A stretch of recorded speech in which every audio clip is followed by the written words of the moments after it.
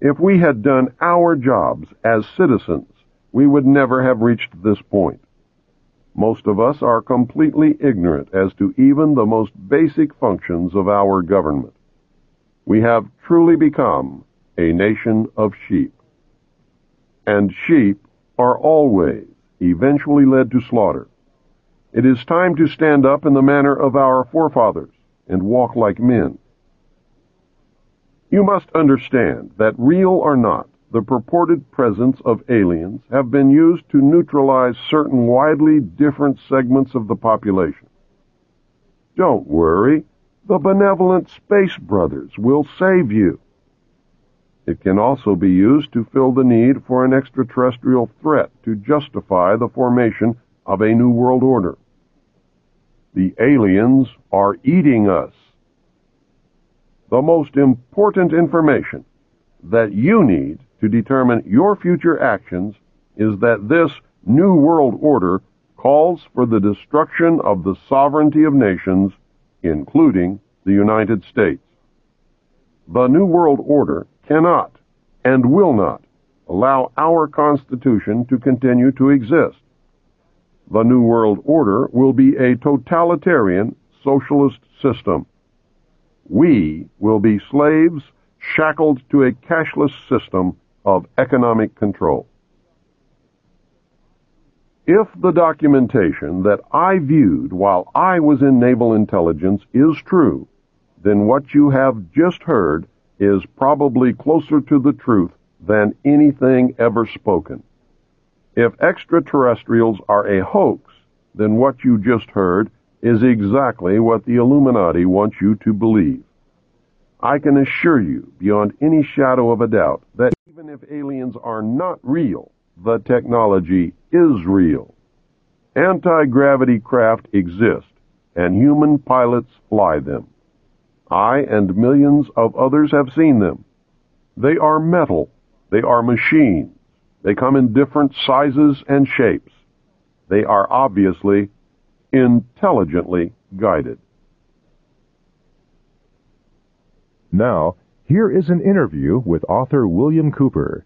So, Mr. Cooper, are there larger numbers of people all the time who are receptive to your message and who are thinking a little bit more deeply and critically about these fundamental issues of government and politics that perhaps they did not give as much thought to in the past? Oh, yes. In fact, I never dreamed that I would make such an impact.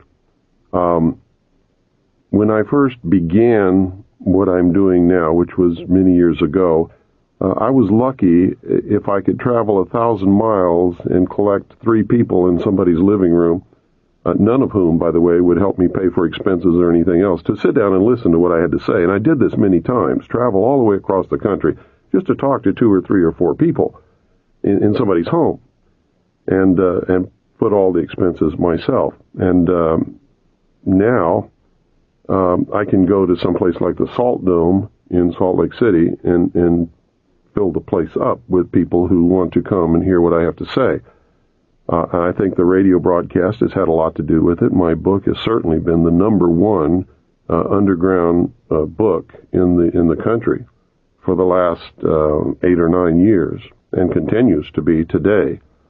And I know that I'm really hitting the mark, and I'm really making people pay attention when the President of the United States, William Jefferson Clinton, names me in a White House memo, which Rush Limbaugh read on the air, as being the most dangerous radio host in America. To me, that was the most tremendous compliment that I could ever receive. Was worth more than $50 million in my estimation. And if I don't ever do anything more than what I've accomplished, I certainly have accomplished quite a bit in the way of waking up the average American to stop believing everything that he's told or taught and start questioning and using his own mind for something other than to hold up the top of his head. And I think that's happening. I think people are beginning to question and think and arrive at their own conclusions today a lot more than they ever have in history. Trusting people is what got us in this situation. And the whole concept that imperfect man can rule other imperfect men and it's going to turn out all right is the most ludicrous proposition that I've ever heard in my life. I think there are a number of people that agree with what you say, who are aware of some of these facts. Again, the question to ask is, given that there may be ills and abuses on the part of the government today, what would be something that a person interested in seeing change could do? What sort of advice would you give somebody who wanted to have an effect for the better, who would want to influence events so that we would begin moving towards a change?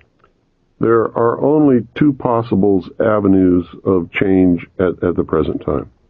One is civil war, which we are heading toward right now. We are rushing toward a civil war in this country. And I foresee that that is probably the most reasonable expectation that we can see happening. Not that I want it to happen. Not that a civil war is reasonable. But it's the reasonable conclusion after looking at the whole picture. The other is that we could somehow really educate the vast majority of what I call the American sheeple. These are people who are ignorant. Ignorant is not a bad word. It just means that they're without knowledge. If we could educate them and get them to understand that it is more important to stand up now and take a personal risk and educate other people and say that this has all got to stop, and be able to select our own candidates and make sure they get elected no matter what the press or the television or anybody else tells us about them. Put them in office, people who will support, protect, and defend the Constitution, like the liars and the charlatans who are in office now swear to do when they take their oath of office, but don't at all. Don't even attempt it, in fact. If you could get the people to do that, then there might be a possibility of a political, peaceful solution. But I can tell you right there that that's not going to happen. It's not going to happen in your wildest dreams, because most people spend the first 21 years of their life trying to get away from daddy and get away from home and become responsible and have their own responsibility in life. They spend the rest of their life, once they find out what that really means, in trying to find a daddy that will take care of them and take all the risk away from them and make sure that they have a job and that their diapers are changed and they have a bed to sleep in at night and a place to play and all of that kind of stuff, just like every other child in the world. And to stand up and be responsible and take a risk means that they're not going to find that. That's why socialism is so attractive to the vast majority of any people, not just Americans, but any people. It promises that they're going to have a daddy again who's going to take care of them. If they'll just give up all their rights and all their liberties, daddy will take care of them. And so that's what people are looking for. And you can see it in your daily life. That's the way they vote. That's what they want. They don't want to take personal responsibility. They don't want to take a risk. They're afraid of getting on a list. I've had people tell me to my face, Bill, I know all about this stuff, but I can't help you because I don't want to get on anybody's list. Is it different anywhere else then, Bill? Because this question brings me to something I wanted to ask you anyway, and that is, in looking over other countries in the world, do you find any other countries with social or political models, even if it's only some aspect of their system, that you find worth emulating in other countries? Any other country or countries that you think go about the political process or the social contract, if you will, in a way superior to the United States? No, I don't, as a matter of fact. Up until we began to take this left turn into socialism, the United States was the great light of the world, so to speak.